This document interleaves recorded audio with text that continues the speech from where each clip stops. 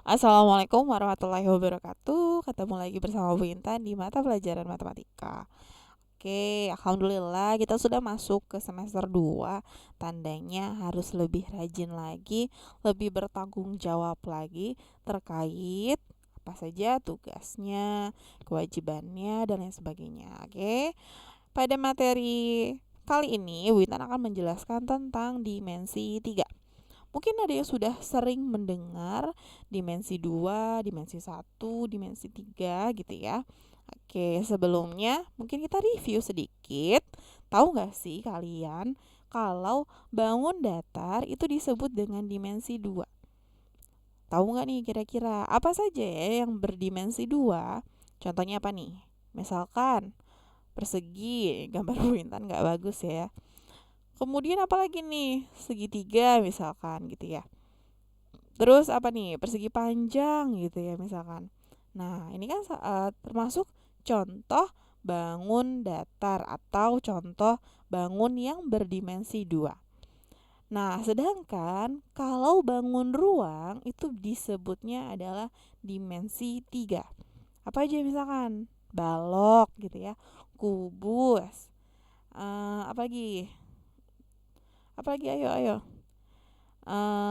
Bola gitu atau mungkin apa tuh namanya prisma gitu ya. Oke, coba deh lihat sekeliling kamu benda apa aja ya yang kelihatan seperti bangun ruang atau berdimensi 3. Nah, taunya dia dimensi 3 tuh dari mana? Kalau dimensi 3 itu artinya ciri-cirinya ini dia punya panjang, punya lebar, dan punya tinggi. Artinya contoh misalkan ada bangun apa ya? Kubus. Nah, kubus tuh gimana sih? Dia punya panjang, punya lebar, dan punya tinggi. Maka kubus ini termasuk ke dalam bangun ruang atau ke dalam bangun dimensi 3. Contohnya apa lagi nih sekeliling kita nih? Misalkan apa? Coba lihat kanan kirimu, atas bawahmu. Kamu sedang berada di sebuah ruangan misalkan. Itu dimensi 3 juga kan? Nah, kemudian apa contoh lagi? Botol minum mungkin. Boleh deh botol minum karena bisa diisi air, Bu. Botol minum tuh seperti tabung, boleh. Kemudian apa lagi? Tempat pensil ya. Biasa tempat pensil tuh kan ada yang seperti tabung, ada yang seperti balok gitu ya. Balok tuh uh, lebih panjang gitu dari kubus. Nah, gitu kan biasanya kan gitu ya. Oke, itulah salah satu contoh bentuk-bentuk dimensi 3. Apalagi nih? Dimensi 3 itu punya unsur-unsur. Jadi punya diagonal bidang, punya diagonal sisi, punya diagonal ruang gitu ya. Bidang diagonal dan bidang frontal. Ini sudah pernah dibahas ketika kalian SMP. Yang mana sih yang diagonal sisi kan gitu ya.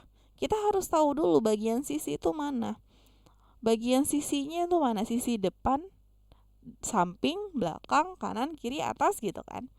Misalkan contoh Bintan mau ngambil ini nih, bagian depannya nih, yaitu sisi ABC, bidang ABCD. Nah, gitu ya. Yang mana diagonal sisi? Diagonal sisi itu yang nyilang ya.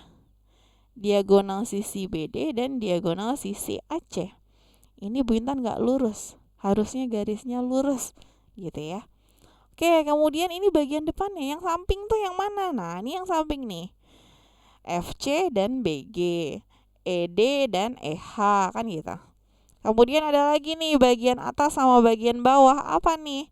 Nih, EB sama AF. Apalagi HC dengan DG. Nah, itu kalau diagonal sisi. Diagonal ruang tuh gimana? Diagonal ruang itu dia apa namanya? Nyebrang ke ruangan gitu. Diagonal sisi itu sama dengan diagonal bidang B. Kalau diagonal ruang itu beda. Diagonal ruang dia lebih nyerong dari ujung ke ujung. Nah, contoh nih ya. Ini contoh diagonal ruang. Titik T. Nah, titik T ini kan ada di bidang depan. Perhatikan, ini ada di bidang bagian depan. Dia ini menembus ruangan sehingga tembuslah di tengah-tengah ruangan ini ke ujung bawah bidang belakangnya. Jadi bukan bidang depan. Kalau T digabungin sama Q sama-sama bidang depan, ini jadinya diagonal sisi, bukan diagonal ruang. Kalau diagonal ruang gimana? Dia nembus ke bidangnya. Nah, gitu ya, ke sisi ke titik R gitu ya. Nah, coba ya. Ini contoh lengkapnya begini. Bidang diagonal ruang AG, diagonal ruang EC, diagonal ruang HB, diagonal ruang DF. Sedangkan kalau bidang diagonal gimana? Kalau bidang diagonal yang jadi diagonalnya itu si bidangnya. Nah, ini udah Bu Intan contohin. Ini bidang diagonal AFGD. Jadi cara membacanya itu berurutan ya, AFGD atau DAFG atau FGDA gitu ya. Jadi harus berurutan. Ada aturannya. Kemudian ini bidang diagonal apa nih? AHGB, BAHG gitu ya. Atau ini bidang diagonalnya apa? ACGE. Jadi yang menyilang itu bukan sisinya, bukan garisnya, tapi bidangnya. Itu unsur-unsur dimensi 3. Terakhir ada bidang frontal atau bidang frontal itu bagian depan, biasanya bagian depan atau bagian belakangnya. Nah, ini kan frontalnya bagian depan nih, bidang depannya. Seperti itu. Oke. Nah, di dimensi 3 ada yang harus kalian pahami, bahwa 4 unsur yang kita pelajari tadi itu sebenarnya awalnya terbentuk dari 3 unsur dasar dimensi 3. Unsur dasarnya apa saja? Pertama adalah titik. Nah,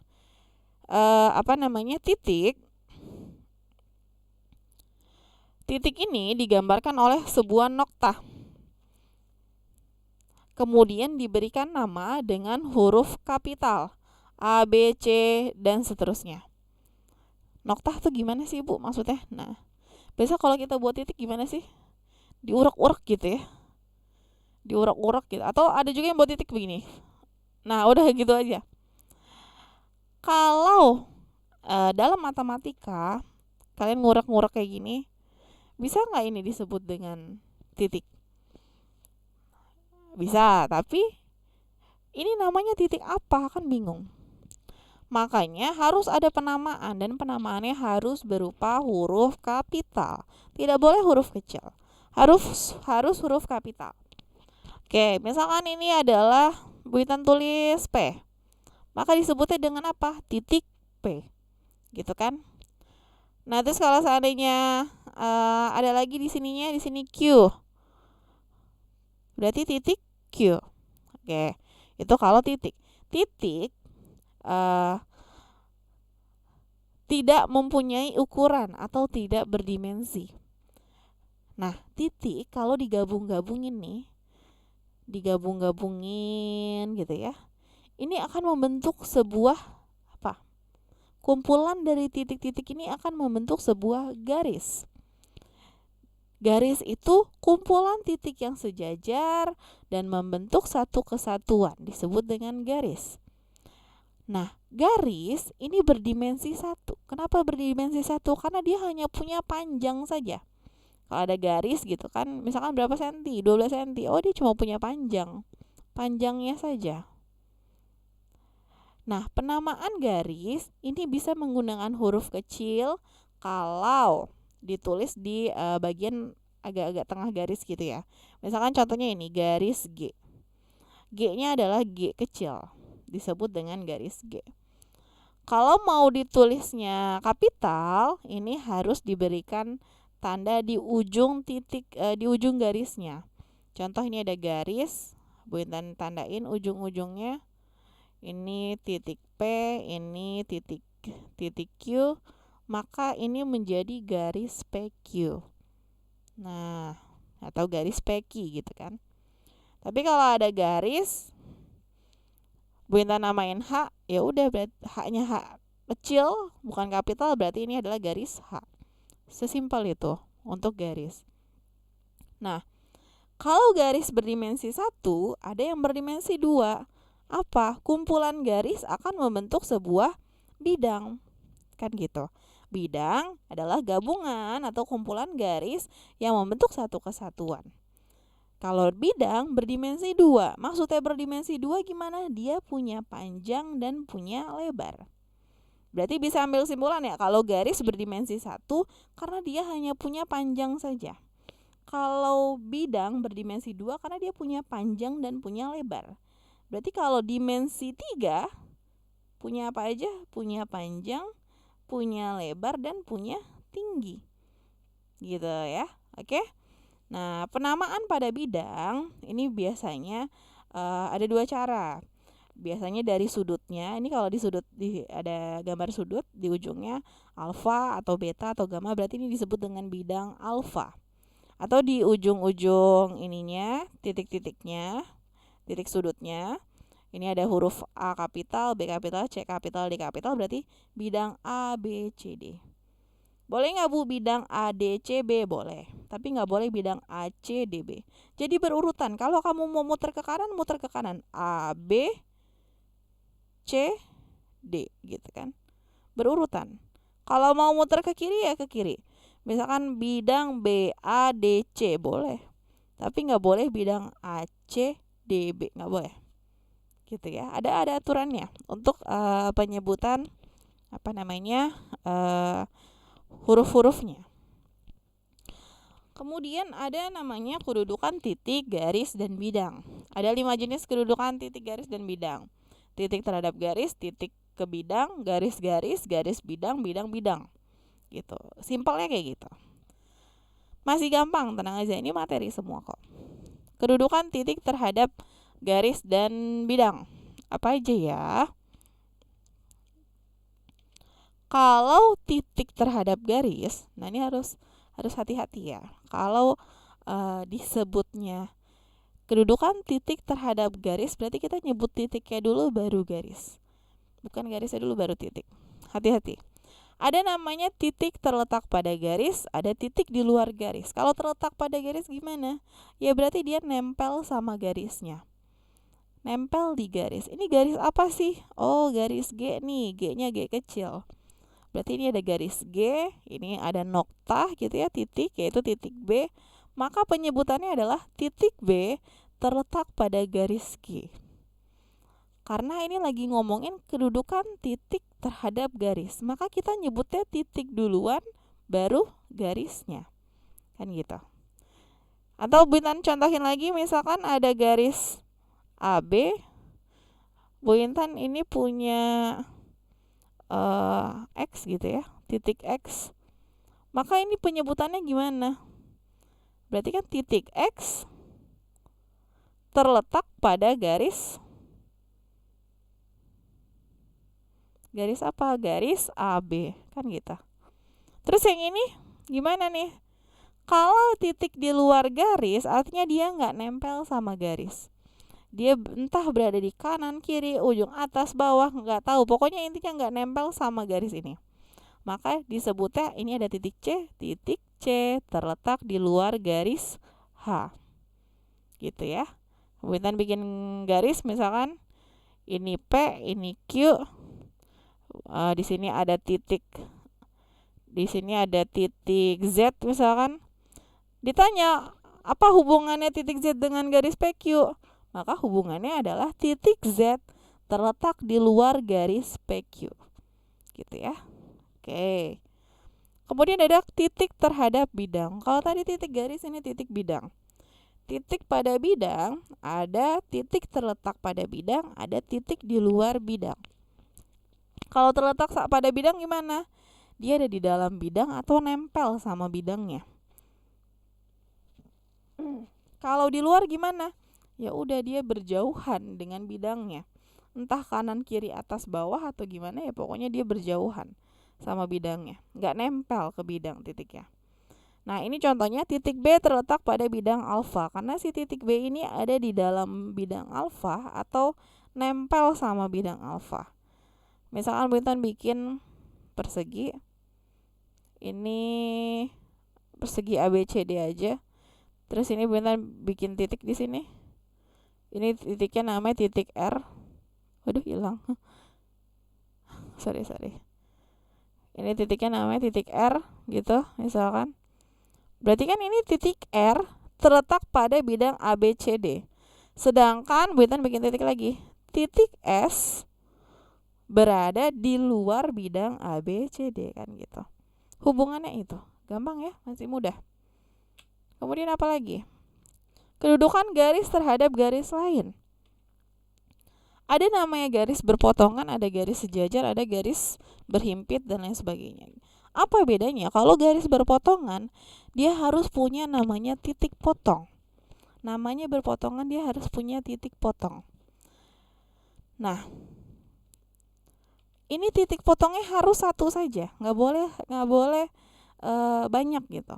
Kalau banyak nanti dia namanya bukan berpotongan lagi, tapi berhimpit gitu. Taunya dari mana? Oke. Misalkan Bu Intan punya garis, ini garis A, ini garis B, maaf agak mencong-mencong. Kemudian kita lihat dia ketemuannya di mana sih? Ketemuan antara garis A dan garis B ini disebut dengan titik potong. Titik potong ini Bu Intan pengen nyebutnya titik T deh. Gitu. Ini adalah titik T. Maka kalau ditanya hubungan antara garis A dan garis B adalah dua garis yang berpotongan. Karena dia ketemuan nih di titik T. Bedanya kalau berhimpit dia nempel semuanya. Kayak seperti kamu dempetin aja tuh dua pensil dengan merek dan ukuran yang sama. Dia nempel, nah itu berhimpit namanya. Jadi misalkan ada sebuah garis A, nah ini garis B juga nempel nih sama si A, tindih-tindihan gitu ya. Nempel barengan sama si A. Di sini juga sama, ada garis B. Berarti ini bukan berpotongan lagi. Ini namanya berhimpit. Karena dia nempel.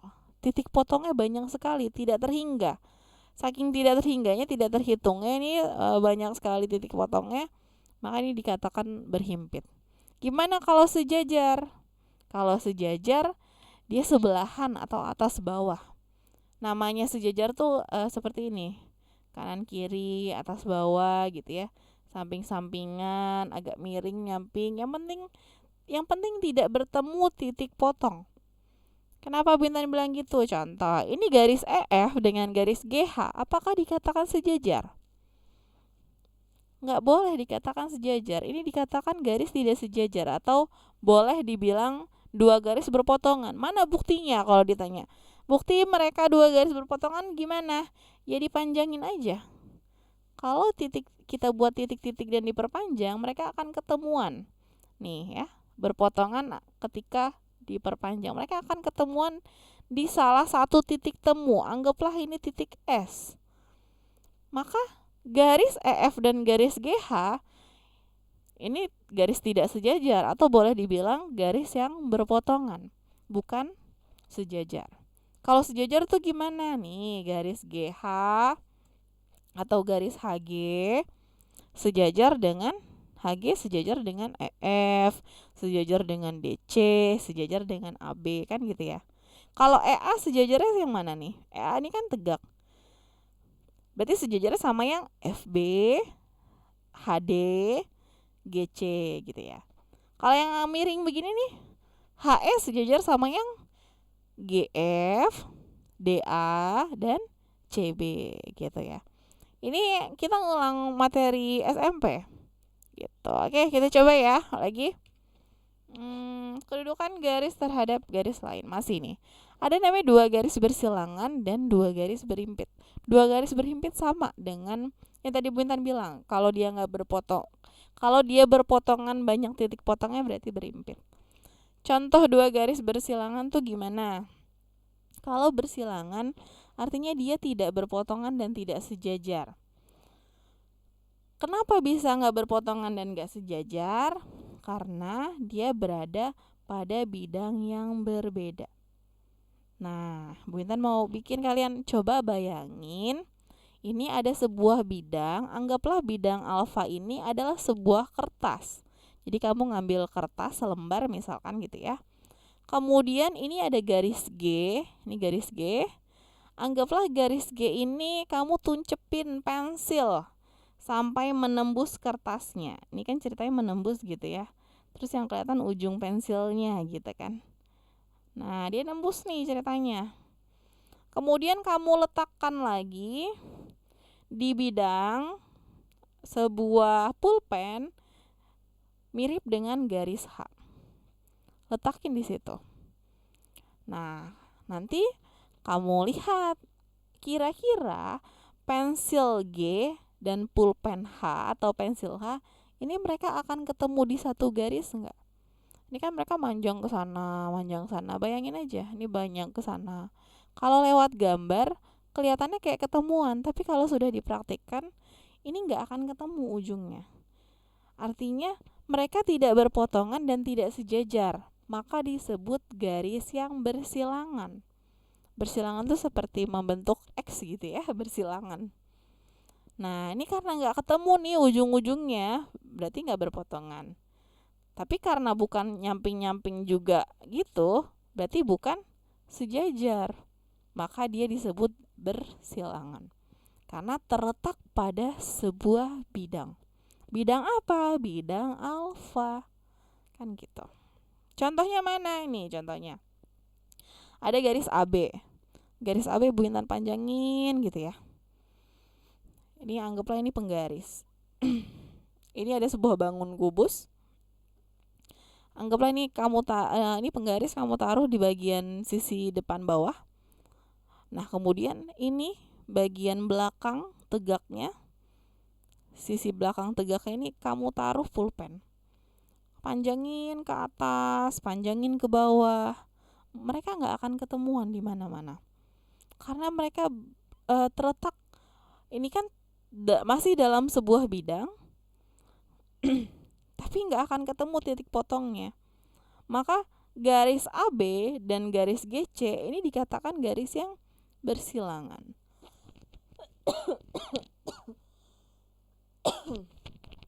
Terus apa lagi? Dua garis berhimpit. Yang tadi Bu Intan bilang berhimpit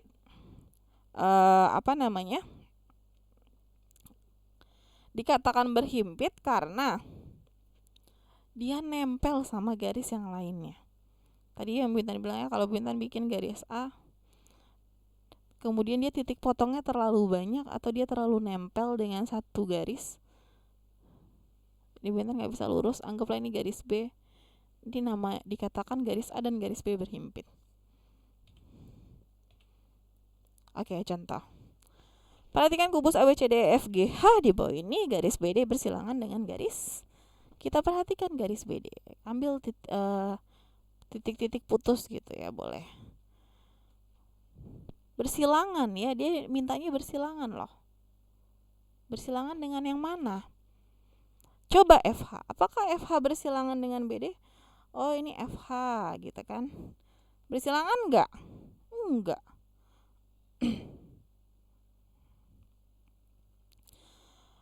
Tahu nggak bersilangan dari mana? Karena BD dan FH ini apa? Sejajar. Gitu. Berarti salah. Kalau sama BF, ini BF, ini DB. Ketemu nih di salah satu titik, maka dia berpotongan, kan gitu. Berpotongan di titik ini. Kalau dipanjangin tuh dia berpotongan. Berarti salah. HB gimana? Bu Intan kasih sketsanya. Dengan HB gimana? Kalau dipanjangin berpotongan, berarti salah. Sama AC gimana? Lah sama AC lagi. Jadi diagonal sama, ada titik potongnya juga. Berarti salah. Yang bersilangan berarti yang mana? EG. Kenapa?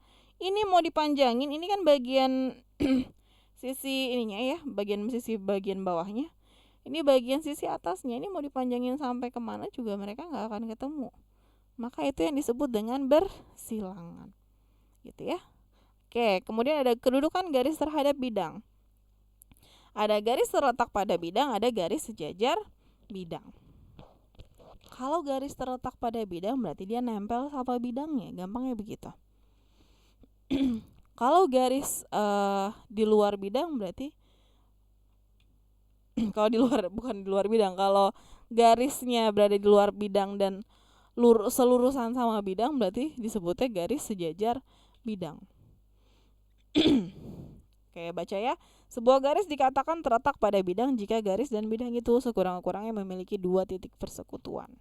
Maksudnya gimana? Misalkan ada sebuah bidang gini, misalkan ada garis nyerempet set gitu kan. Nah, ini tetap dikatakannya garis terletak pada bidang karena dia masih ada yang nempel sama bidang. Gitu. Minimal ada 2 titik yang nempel. Ini kan banyak sebenarnya yang nempel. Kalau sejajar bidang tuh gimana? Ya kalau nggak di atas bidang, di samping bidang kan gitu. Kalau nggak samping kanan, di samping kiri. Kalau nggak samping kiri, yang bagian bawah itu artinya sejajar dengan bidang. Misalkan persegi ABCD sejajar dengan garis G gitu kan. Paham nggak? Paham dong, masih mudah kok. Itu kalau garis sejajar bidang. Ada lagi nggak nih? Ada, garis memotong bidang. Ingat kalau memotong dia harus punya namanya titik potong. Titik potongnya alias titik ketemuannya di sebelah mana? Nah, ya. Sebuah garis dikatakan atau menembus bidang jika garis dan bidang hanya memiliki sebuah titik persekutuan atau titik potong. Nah, garis memotong bidang, anggaplah bidang ini yang warna hijau ini sebuah kertas atau ini namanya bidang gamma. Anggaplah ini sebuah kertas, kemudian kamu tusuk kertas itu, terserah caranya gimana aja, yang penting bolong. Ditusuk dengan sebuah garis, anggaplah ini sebuah garis G. Dari atas, ini seperti pensil atau pulpen bebas, yang penting bolong dan nembus. Nah, ini disebut dengan garis memotong bidang. Titik potongnya di mana? Titik potongnya itu yang bolongnya itu. Tempat ketemuan pertama kali si garis sama si bidangnya. Gitu ya. Sama seperti ini, bidang ABCD, ada garis G, nembus. Nah, ini nih titik potongnya. Gimana kalau tegak lurus? Kalau tegak lurus artinya ada sebuah kertas atau sebuah bidang. Anggaplah ini sebuah kertas gitu, ini bidang W. Anggaplah sebuah kertas, kemudian kamu tancapkan, terserah mau pensil mau pulpen, tapi harus tegak lurus, harus benar-benar tegak garisnya. Sehingga dikatakan tegak lurus itu dari mana? Dari garisnya tegak dan bidangnya lurus. Nah, makanya ini dikatakan tegak lurus. Gitu ya, garis tegak lurus terhadap bidang. Oke, kemudian ada kedudukan bidang terhadap bidang lain. Ada 2 bidang berimpit. Ingat kalau berimpit dia nempel. Nempel jadi satu kesatuan. Makanya di sini apa nih? Barengan nih dia. Karena dia nempel, sama seperti garis tadi itu, dia barengan. A sama B ini seharusnya nempel ya. Jadi satu gitu. Kalau sejajar gimana? Atas bawah kanan kiri gitu ya. Gampang ya kalau sejajar sama berimpit itu paling gampang. Kalau berpotongan gimana? Kalau berpotongan berarti harus ada titik potong. 2 bidang berpotongan berarti dia nyilang tuh. Titik potongnya yang mana? Nah, bidang ABCD yang tiduran, bidang ABCD nih yang menembusnya nih bidang EFGH. Titik potongnya mana? Ini titik potongnya nih. Titik potongnya membentuk sebuah garis dinamakan garis G. Bebas ya, penamaan itu bebas. Mau dianggap garis H, garis apa terserah, yang penting tulisan. Kalau garis 1 huruf ya huruf kecil, kalau 2 huruf huruf kapital kan gitu. Tapi bisa loh 2 bidang berpotongan, bisa 3 bidang, bisa 4 bidang dan seterusnya. Kalau 3 bidang berpotongan contohnya kayak gini. Ada 3 kemungkinan. Berpotongan di mana? Nah, ini kalau yang ini gambar pertama, ini dia berpotongan di sini. Titik potongnya ini. Gitu kan? Bisa 4 bidang. Boleh coba cari. Bisa 5 bidang, bisa. Oke, itu saja dari Bu Intan. Bu Intan mau kasih tugas dulu. Yang pertama, buatlah catatan materi dimensi 3 di buku catatan kamu. Nah, kamu kan udah punya LKS nih. Dan tadi udah Bu Intan jelaskan tentang dimensi 3. Hari Selasa, Bu Intan akan memberikan print out materi ini, materi yang Bu Intan jelaskan sekarang, dan silahkan difotokopi untuk satu kelas. Ingat ya, difotokopi untuk satu kelas, kemudian digunting dan ditempel di buku catatan matematika kamu. Supaya apa? Ya kamu nggak capek nyatet lagi. Kalau ada yang bilang, bukan udah ada di LKS. No, Bu Intan ingin catatannya lengkap. Apa yang ada di LKS itu panjang banget. Di catatanmu itu yang ringkas-ringkas saja. Nah, coba kalau mau nyatat ulang sih nggak apa-apa. Tapi gambarnya harus bagus ya, harus pakai penggaris, nggak boleh mencong-mencong. Untuk mempermudah, makanya Bu Intan bikin nomor 1, kalian seperti membuat clipping saja. Gampang ya, cuman tinggal difotokopi, nanti ketua kelasnya yang fotokopi atau bendaharanya, terus tinggal digunting aja, ditempel, terserah mau pakai lem, mau pakai solasi, staples, terserah, yang penting nempel sama bukunya, buku tulis kamu. Nah, itu yang pertama.